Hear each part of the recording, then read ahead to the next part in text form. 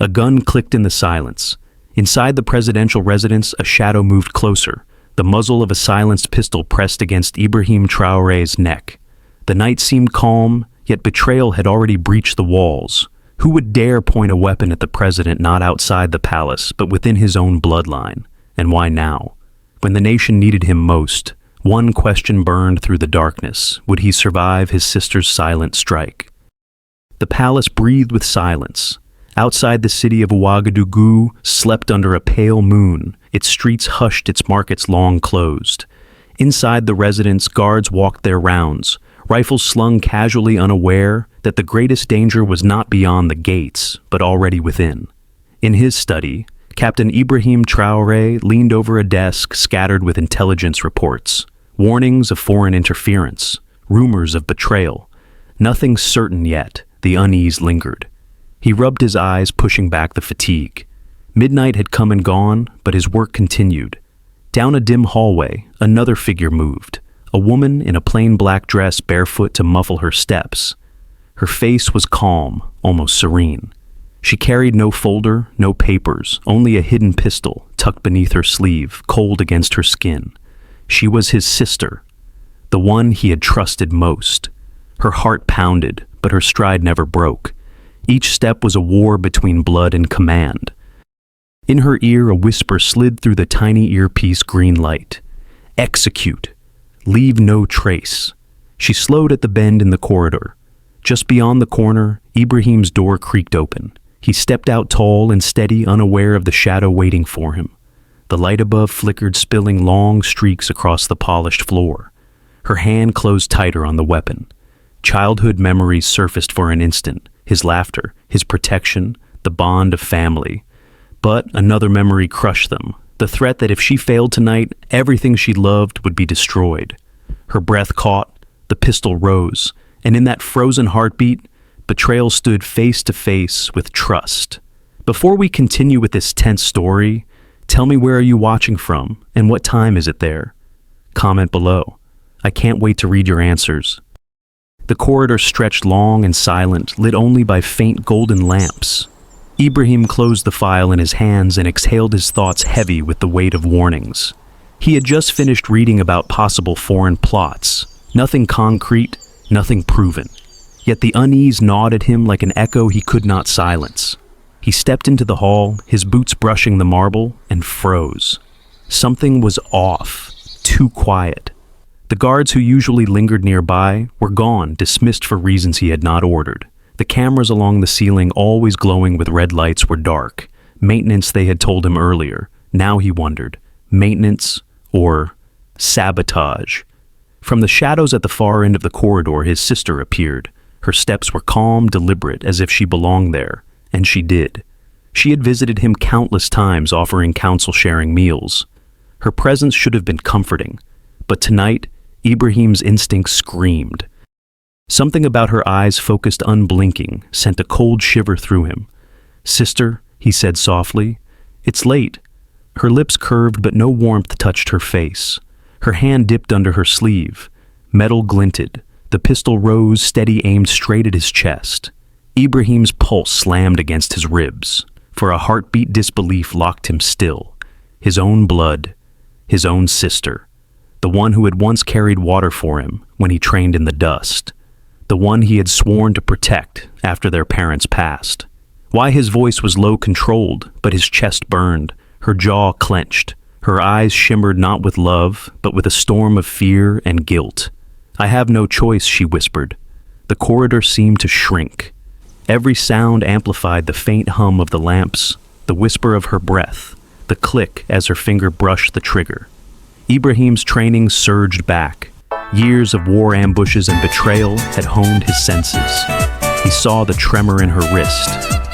He saw the hesitation, the battle in her eyes. And he knew if he waited another second, the bullet would fly.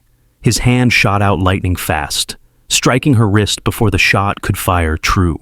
The weapon jerked sideways, the silencer coughing a muted blast into the wall. Marble shattered dust, spraying into the air. Gasps erupted from the shadows, guards finally rushing back too late to stop the betrayal already revealed. The pistol clattered to the floor. She staggered, torn between shame and fury, her face pale under the light. Ibrahim pinned her arm, eyes blazing with both rage and sorrow. "My own sister," he hissed. "Was my blood not enough that you had to spill it?" Her silence was answer enough. The pistol skidded across the marble, clinking as it spun out of reach. Ibrahim's hand clamped around his sister's wrist, his grip like iron. She struggled, but years of battlefield training outweighed her desperate strength. He twisted, forcing her arm behind her back, pressing her against the cold stone wall. Her breath came fast. "You don't understand," she hissed. "If I don't do this, they'll kill me. They'll kill us all." "Who?" Ibrahim demanded, his voice sharp as steel. But her eyes darted away, filled with panic. The silence of the corridor shattered as guards thundered in from both ends, rifles raised, eyes wide at the scene before them. Some froze, disbelief etched across their faces. How could the president's own sister be the assassin?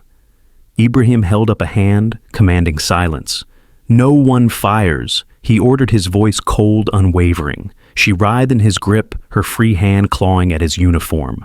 Then, with a sudden jerk, she broke loose, diving for the fallen pistol. The world slowed. Ibrahim lunged forward, his boots sliding on polished marble. Her fingers brushed the weapon just as his hand crashed down on hers. Pain shot through her arm as he ripped the pistol away. The silencer coughed again, the bullet slicing into the air, shattering a portrait on the wall. Splinters of wood and shards of glass rained down. Ibrahim kicked the weapon across the floor to a guard. "Secure it," he barked. The soldier obeyed, instantly trembling as he scooped it up. Pinned once more, she stared at him, eyes wet, voice breaking. "You were never meant to see this night. They wanted me to end it quietly. One clean shot. No pain." His jaw tightened, fury mixing with sorrow. "And you agreed. You pointed a gun at your brother, at your president." Tears streaked down her cheeks. "They have everything, Ibrahim. Power, reach. I thought if I obeyed, at least you would die quickly." Ibrahim's heart pounded. Betrayal cut deeper than any wound he had faced in battle. Yet he forced his voice to remain steady. "You still had a choice." Guards closed in shackles, rattling, but Ibrahim raised his hand again. "Alive, no harm." His gaze never left her face. "She talks tonight. Or none of us live to see the morning." The corridor, once silent, now echoed with tension. Soldiers exchanged uneasy glances, whispers flickering like sparks. Betrayal within the family meant rot could be deeper than anyone imagined. Ibrahim released her to the guards, his chest heaving. As they dragged her away, her voice trembled in the darkness. "It's not just me. They're already here, inside your walls." The words struck like a blade. Ibrahim froze. His sister had pulled the trigger, but the true conspiracy had only just begun. The palace that once felt like a fortress now seemed riddled with shadows. Ibrahim stood in the war room, its heavy doors, sealed walls lined with maps and intelligence reports. Around the oval table, his closest advisors and senior officers waited, their faces pale after hearing the unthinkable: his sister had just tried to kill him. For a long moment, Ibrahim said nothing.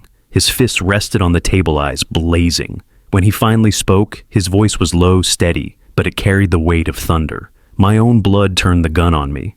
Do you understand what that means? This is no family matter. This is war." An uneasy murmur rippled through the room. One general leaned forward. "Mr. President, if your sister acted, she did not act alone. Who gave the order?" Ibrahim's gaze shifted to his intelligence chief, Colonel Tapsoba.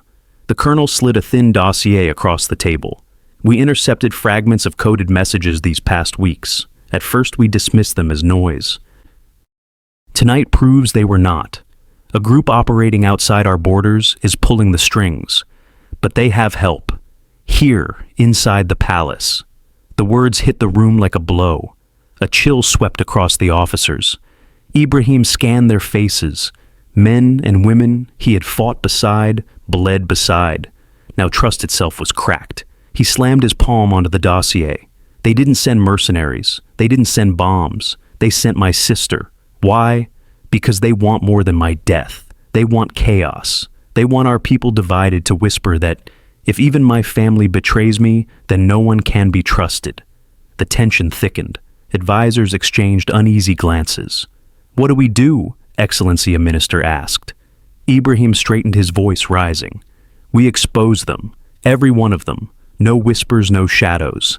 If we allow this plot to hide in darkness, it will spread like rot.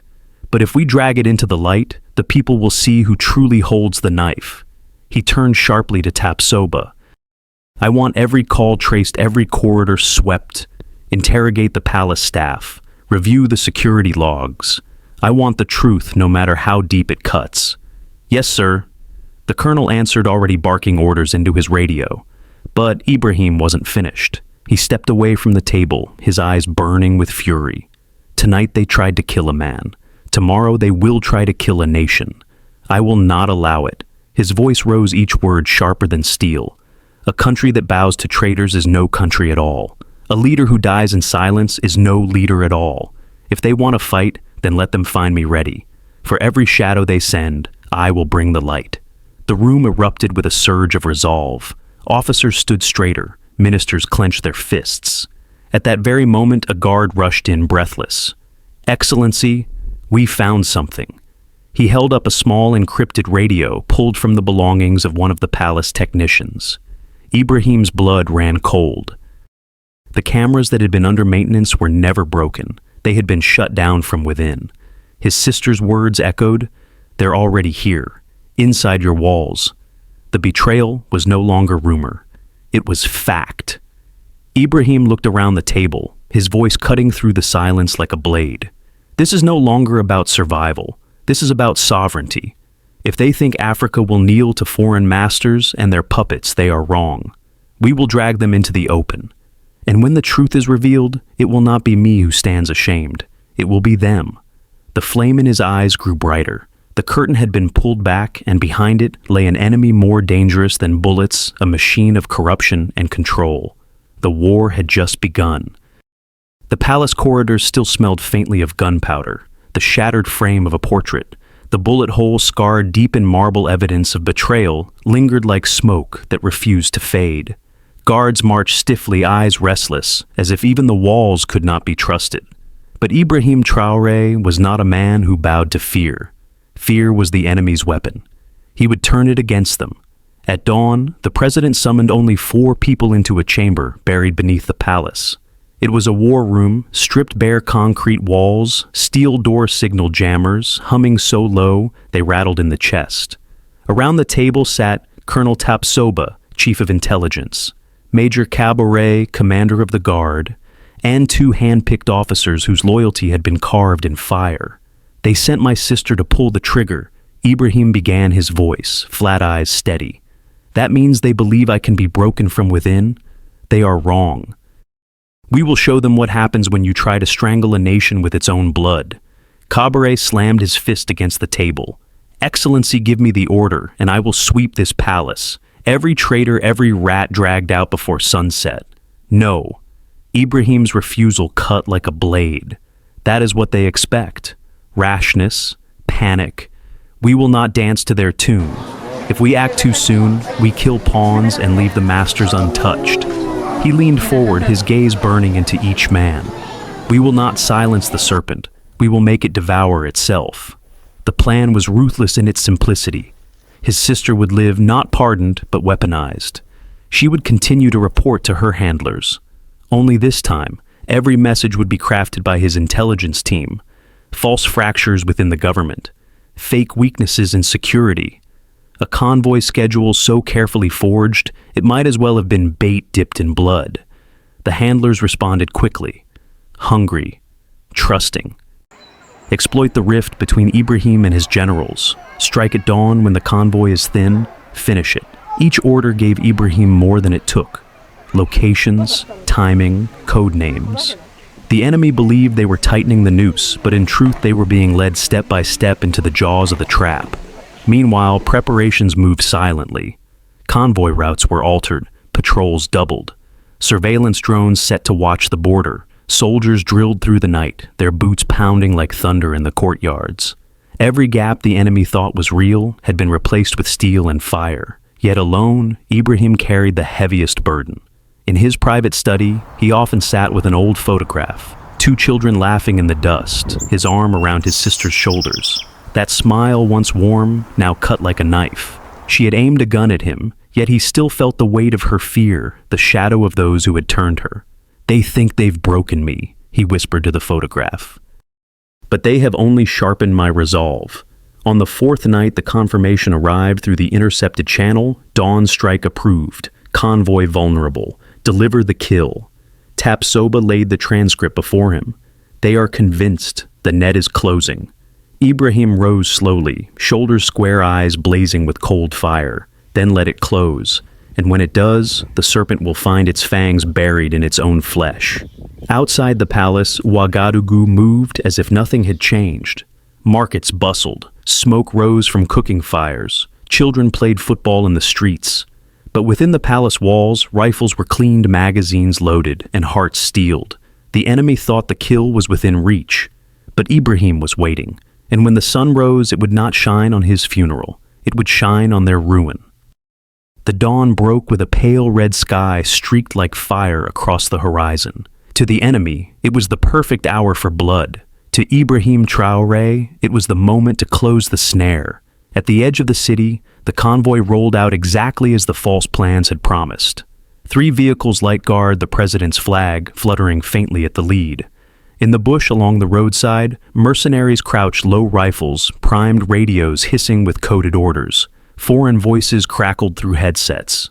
Wait for the signal. No mistakes. One clean strike. From their vantage point, it looked too easy. That was the point. Inside the lead car, Ibrahim sat, calm, his hand resting on the butt of his sidearm. His eyes scanned the tree line. He had walked into ambushes before, but this time, he was not prey. He was the hunter. The signal came, a sharp whistle.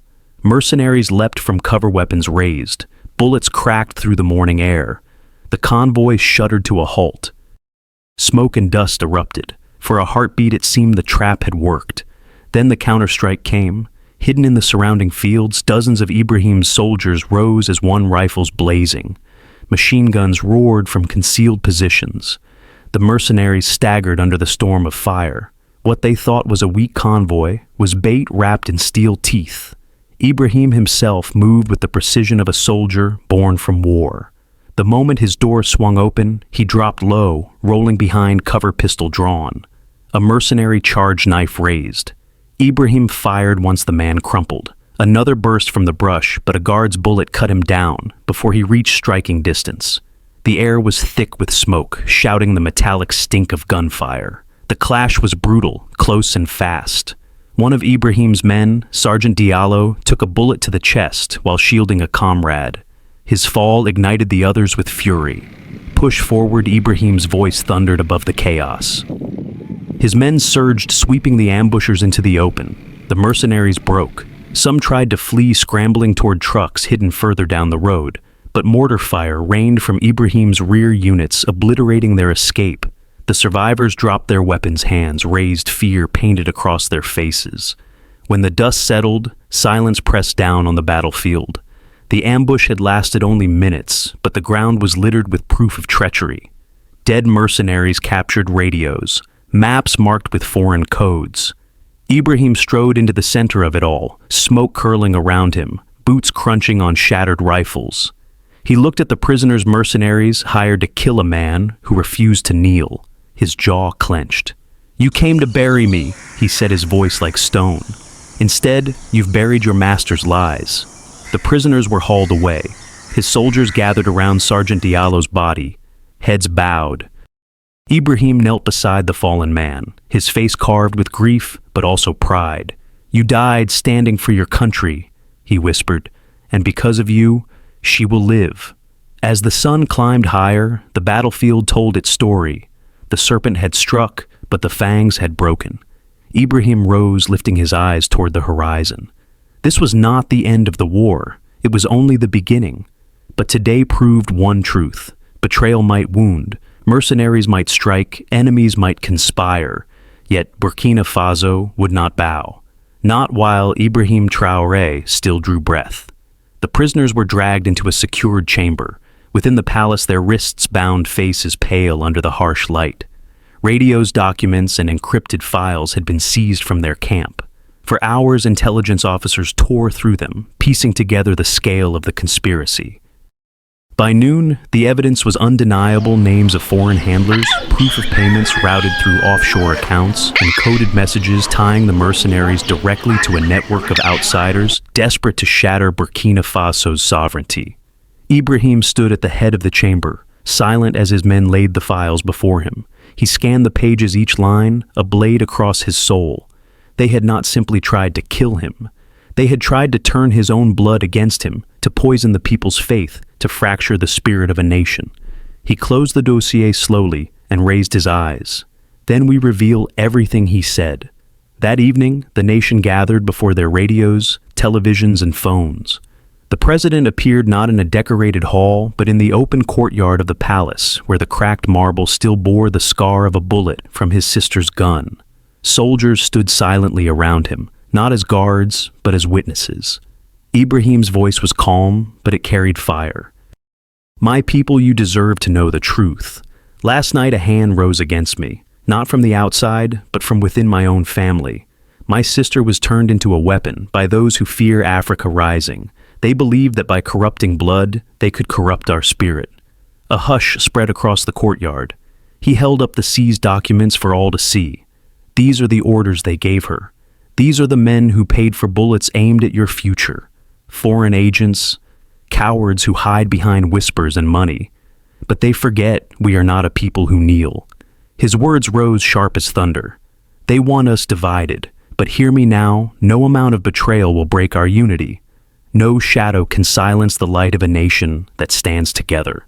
The soldiers struck their boots against the ground in rhythm, the echo rolling through the square like a drumbeat of defiance. Ibrahim's voice softened, but it carried deeper. "My sister pointed a gun at me, but it was not her finger on the trigger. It was theirs. And now the world will know it. Burkina Faso will not be ruled from outside. We rise by our own hands, we protect by our own blood, and we decide our own destiny." The courtyard erupted cheers, tears, fists lifted high. Across radios and screens, citizens felt their hearts pound, as if they too had stood in that hall of betrayal and survived. For Ibrahim, it was more than survival. It was a message etched into history. Betrayal had been turned into proof, and proof into power. The night air was cool, carrying the scent of dust and smoke from the day's battle. In the palace courtyard, torches flickered against the walls, their flames dancing like restless spirits. The people of Ouagadougou filled the square shoulder to shoulder, waiting. They had heard the truth. Now they waited for the ending. Ibrahim Traoré stepped forward slowly, his uniform marked with dust and sweat, the weight of betrayal still heavy on his shoulders. Yet his back was straight, his eyes steady, his presence unshaken. Behind him, the captured mercenaries were led away in silence, their heads bowed. Before him, the nation stood tall. He raised a hand, and the murmurs faded into stillness. Tonight, he began, his voice carrying over the crowd. They tried to steal more than a life. They tried to steal our future. They sent shadows into our homes, whispers into our blood. But they failed. He turned slightly, his gaze lifting toward the flag that rippled above the palace wall. Because no matter how deep the betrayal light will always find its way back to the flag of our people. The torches crackled, the crowd held its breath. Ibrahim's voice dropped rich with conviction. "A nation is not broken when bullets fly. It is broken when its people give up. And we, Burkina Faso, Africa, we will never give up. Not to traitors, not to mercenaries, not to masters who think they still hold our chains." A thunder of applause erupted, echoing like drums of war across the square. Some wept, others shouted his name. Ibrahim lifted his fist high. "If you believe in this fight, if you believe in unity, let the world see it. Stand, raise your voices, because betrayal is not the end, it is the proof that we are worth fighting for." The crowd rose as one fist lifted toward the night sky, the sound of their voices a tidal wave of defiance. In that moment, as the flames lit the faces of his people, Ibrahim Traoré stood not as a man who survived an assassination attempt, but as a symbol, a leader unbroken, a nation unbowed, and a continent unchained. If this story moved, you comment 1 below. If not, comment 0. And don't forget to subscribe for more untold stories of courage, betrayal, and hope.